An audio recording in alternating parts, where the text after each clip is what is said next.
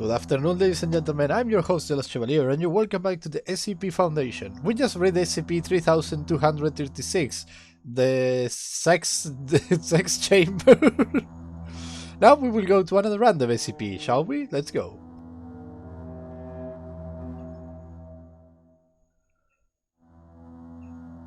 SCP-3955. Object Class Neutralize. Special Containment Procedures. The remains of SCP-3955, related artifacts, and a single instance of SCP-3955-1 are stored in Archival Locker 18, Vault 3, Reliquary Storage Site 41. A standard procedure for artifact study remains in effect. Description: SCP-3955 was a bipedal, sapient humanoid with superficial deviations from modern humans, including an abnormal level of body hair, a squat, exaggerated body shape, an enlarged cranial structure along the occipital bone, and a preternaturally dense musculature.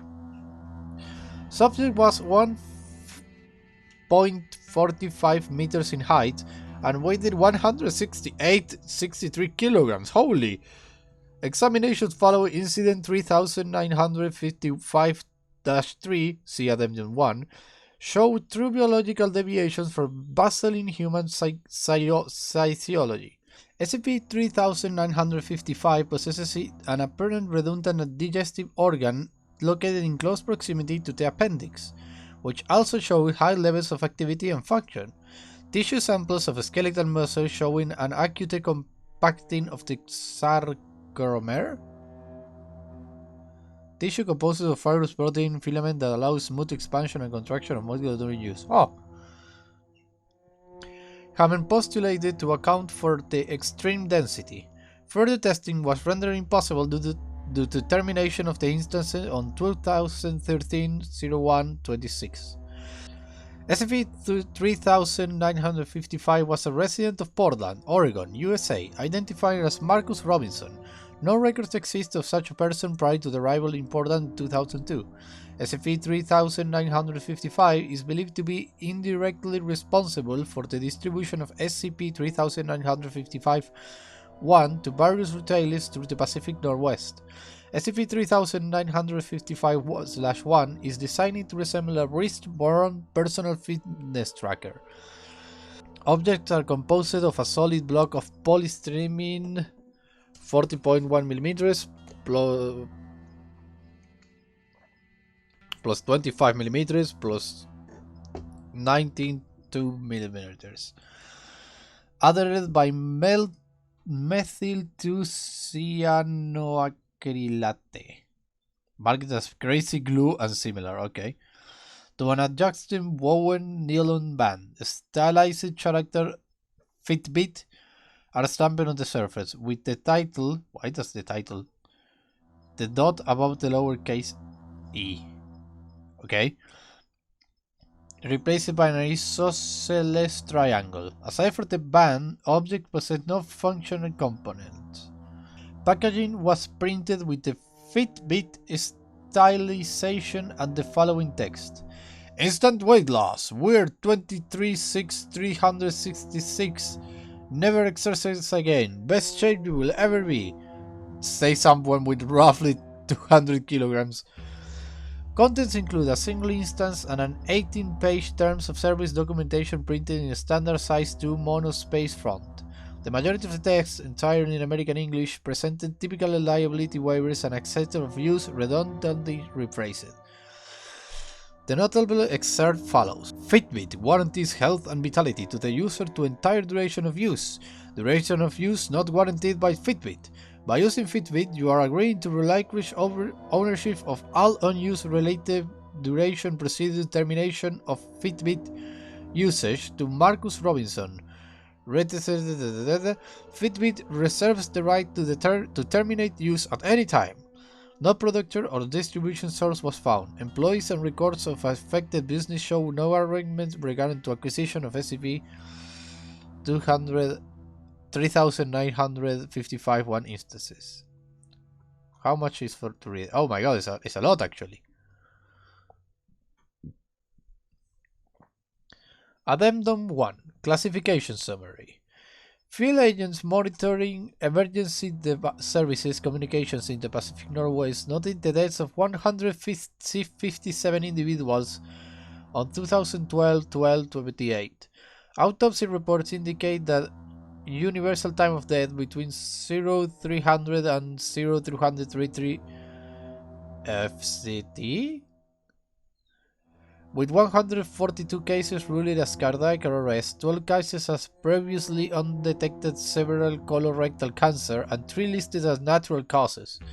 Foundation's investigation of 63 cases confirmed these findings, though the decedents were noted to have possessed marked physical condition and otherwise exemplary health.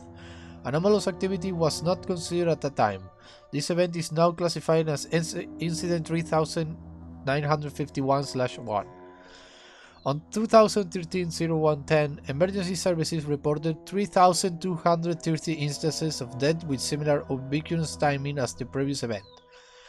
MTF Zeta 95, Disciples of John, was mobilized under Misinformation Protocol EMOC 2, Misplacement Resources, with the initial goal of isolation and containment of position of potentially affected persons, preceding investigations to identify probably anomalous cause. This event is now classified as SCP as Incident 3955-2. Within 12 hours, correlation between ownership of SCP-3955-1 and death has been established. Affected living persons were administered Class B amnestics and standard retraining cognitohazard devices. Further resources were granted to Zeta 95, and personnel were tasked to collect all distributed instances, as well as locating Marcus Robinson, designated at this time as POI 1524316. On 2013-0112, personnel at the Multnomah County Burness Jail requested immediate medical aid. 26 of the 38 staff members has collapsed, apparently deceased. A unit of MTF Zeta 95 arrived on the scene 16 minutes later.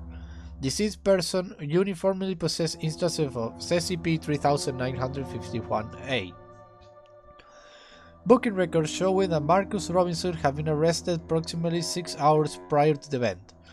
POI 1524316 was taken into custody and remained under sedation during examination and decontamination proceedings. Containment was facilitated by 1046 FST and standard retraining administered. Why do I have problems reading that? This event is now classified as SCP-3955-3.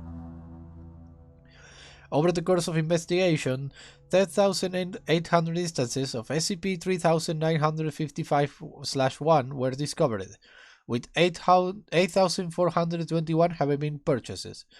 500 were located in the apartment of SCP-3955.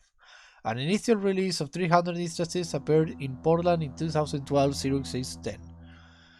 With retailers possessing no records of their arrival or anticipated release, a subsequent distribution of 10,000 instances has appeared with similar appearance spontaneously on 2012-11-23.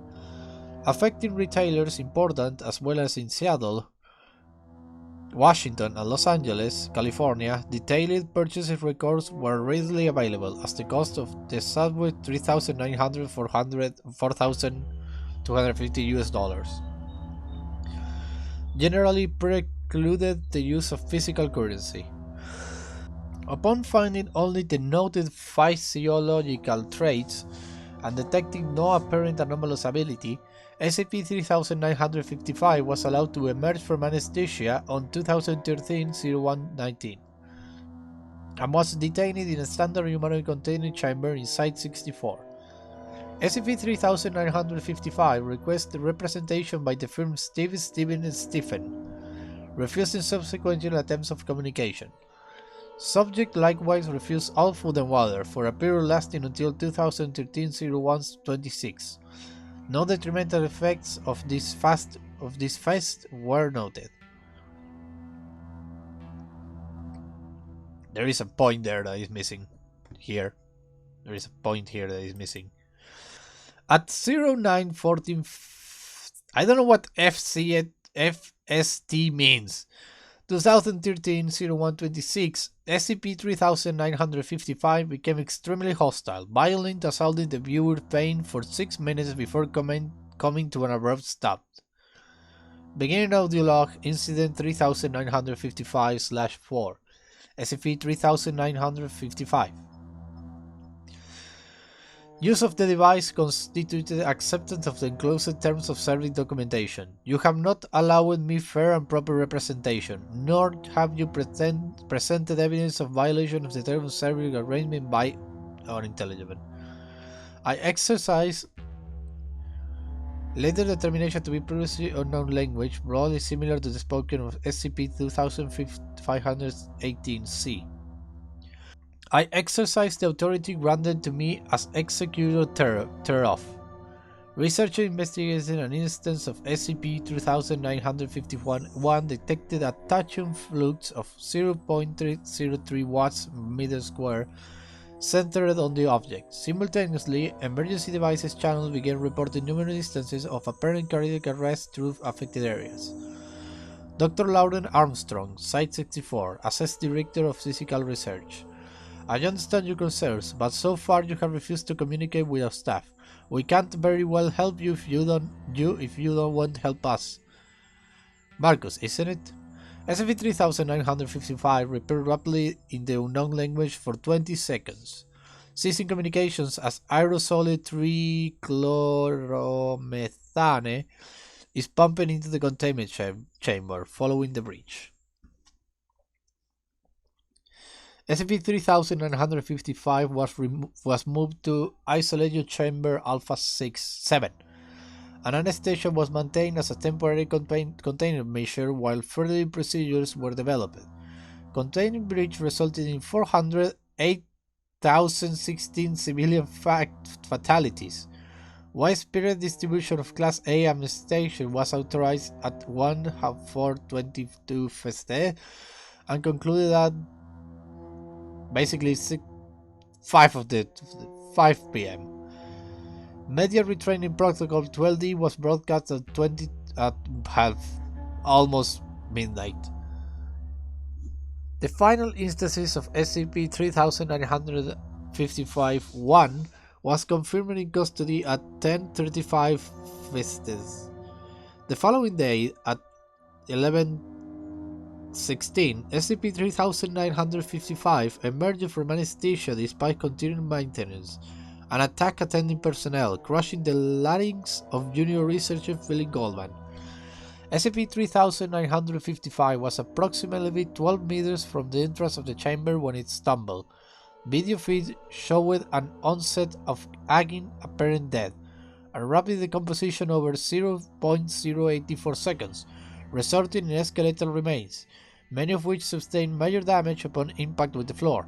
Instruments independently monitoring 40 instances of SCP-3955-1 detected a tachyon flux of 16,124 watts meter square, uniform across all samples. Simultaneously, the following documents appeared on the remains. Video feed showing no method of delivery, with the note appearing between frames of footage. Marcus Robinson, a lot of numbers and letters. Termination of your contract has been noted. We regret that you were ultimately dissatisfied with our service. In the future, please take advantage of the ample opportunities we provide to review documentation prior to acceptance. Per your instructions, remaining durations may be distributed to your immediate relatives. Simply provide them with the device. We thank you for your business and hope that you will choose us again in the future. Stephen, Temporary Contingency Agency. Baseline normative dating techniques indicated the remains of SCP-3955 to be 150 58,800. What? Years old! Continued monitoring of SCP-3951-1 instances was ordered. Addendum 2. Foundation Paleontology Department Senior Researcher Sylvia Hernandez noted the similarities between SCP-3955 and the Hertoman remains discovered by Dr. Tim White et al. In Herto-Barents, Ethiopian. Subsequent analysis confirmed a genetical match. All known Homo sapiens Hidalgo remains were brought to Foundation custody and replaced by facsimiles. Addendum 3. HMLC Supervision Committee classified SCP-3955 neutralized on 2020 1010. Non-archived SCP-3951-1 instances are scheduled for destruction on 2021-03-22. So it's basically a fat man that sells something that's bad for you. Okay, that's all the time I have for today. Thanks for listening. I hope you have a blast. I was Elo Chevalier signing out. Bye bye.